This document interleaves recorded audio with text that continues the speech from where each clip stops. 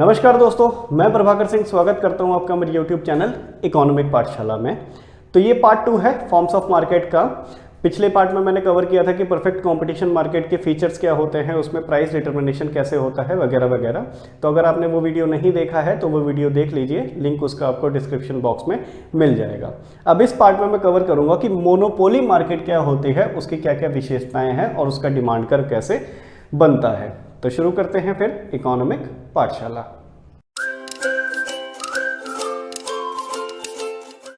तो बाजार की परिभाषा क्या थी कि जहां पर भी सेलर्स और बायर्स यानी कि क्रेता और विक्रेता आपस में इंटरैक्ट करते हैं, बातचीत करते हैं या फिर लेन देन करते हैं खरीदने बेचने का, वो जगह क्या हो जाती है, बाजार हो जाती है। अब वो जगह कोई भी हो सकती है, आपका घर हो सकता है कि कोई भी सेलर आया और सामान आपको यहीं पर ही बेचकर चला गया, तो वो क्या हो गई, जगह आपके लिए बाजार हो गई। फ्लिपकार्ट, अमेजन, ये क्या है, सभी के सभी ऑनलाइन बाजार के उदाहरण हैं।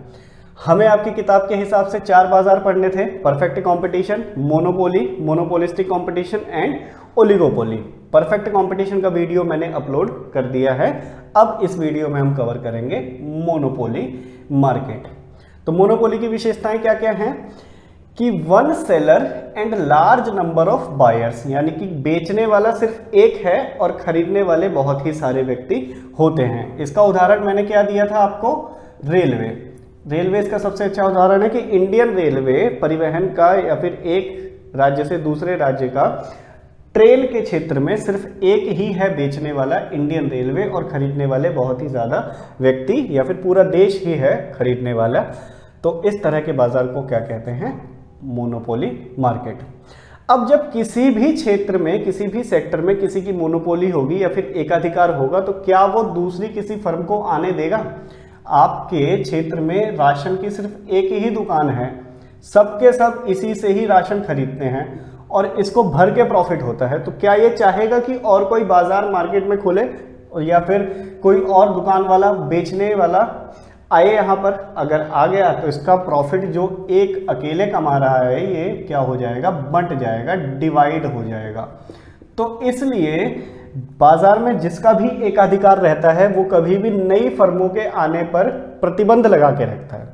यही है कि restrictions on entry and exit of new firms. जो भी नई फर्म्स अगर कोई आना चाहेगी तो उस पर पूरा का पूरा रिस्ट्रिक्शंस होते हैं, प्रतिबंध होता है, नहीं आने दिया जाता उसको। नो क्लोज सब्स्टिट्यूट, यानी कि कोई भी स्थानापन्न उसका अवेलेबल नहीं होता, हमें उसी व्यक्ति के पास ही जाकर वो सामान खरीदना पड़ेगा। अब जब एक ही दुकान है तो इसका कोई स्थानापन्न है ही नहीं, कोई सब्स्टिट्यूट है ही नहीं, तो इसी से ही सामान खरीदना पड़ेगा। Full control over price. अब जब एक ही है बेचने वाला तो जिस कीमत पर चाहेगा उस कीमत पर बेचेगा, है ना। ऐसा नहीं है कि बाजार के हिसाब से या फिर लोगों के हिसाब से कीमत तय करेगा, वो अपने हिसाब से कीमत तय करेगा।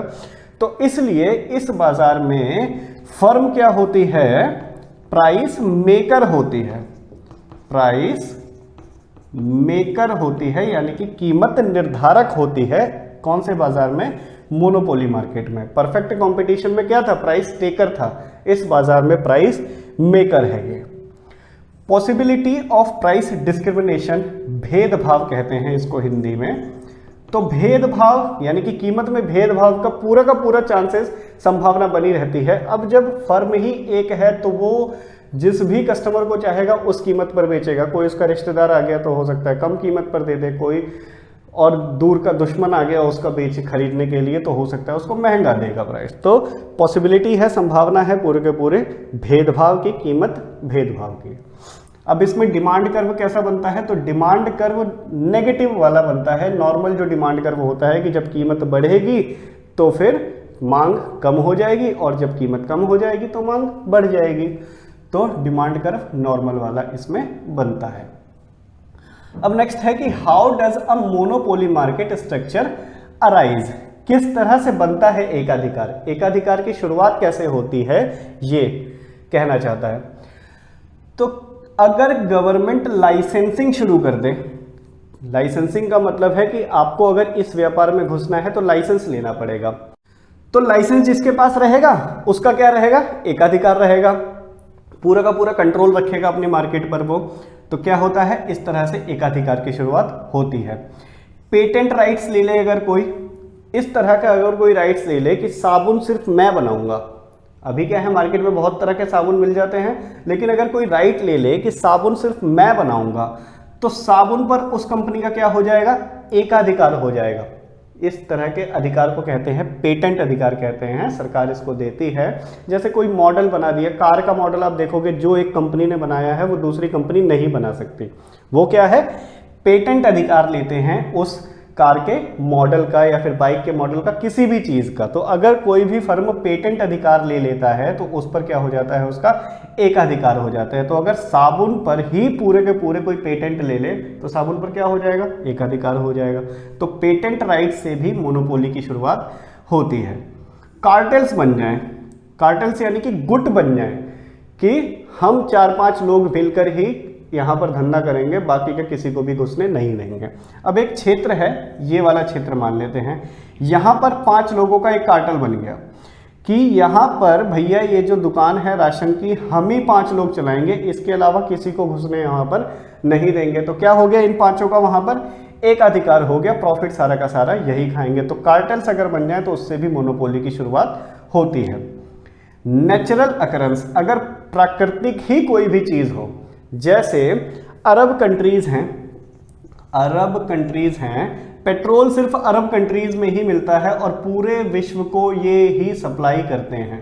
तो ये क्या है, प्राकृतिक है कि तेल यहीं पर ही है और पूरे विश्व को ये सप्लाई पूर्ति उसकी कर रहे हैं। तो क्या है, पेट्रोल पर इनका एकाधिकार है, ये नेचुरल अकरेंस से भी हो सकता है। तो ये 4-5 पॉइंट हैं जिसकी वजह से मोनोपोली की या फिर एकाधिकार की शुरुआत हो सकती है। एकाधिकार है क्या, कि पूरे बाजार पर केवल एक का ही अधिकार है और किसी का नहीं है। तो ये थे इसके फीचर्स, छोटा सा टॉपिक है ये, और पेपर में यही आता है कि इस बाजार की विशेषताएं क्या है, उस बाजार की विशेषताएं क्या है, उसमें मांग वक्र कैसा होता है, कौन कीमत निर्धारक है, कौन कीमत स्वीकारक है। ये 4-5 पॉइंट ही आपको याद करने हैं। तो ये हो गया एकाधिकार का। अब नेक्स्ट पार्ट में कवर करूंगा मैं मोनोपोलिस्टिक, कंपटीशन और ओलिगोपोली, फिर हो जाएगा ये चैप्टर क्लोज। तो अब मिलेंगे नेक्स्ट पार्ट में। चैनल को यदि आपने सब्सक्राइब नहीं किया है तो कर दीजिए, ताकि लेटेस्ट आने वाले वीडियोस आपको मिल जाएं तुरंत और कोई भी वीडियो आपसे मिस ना हो। धन्यवाद।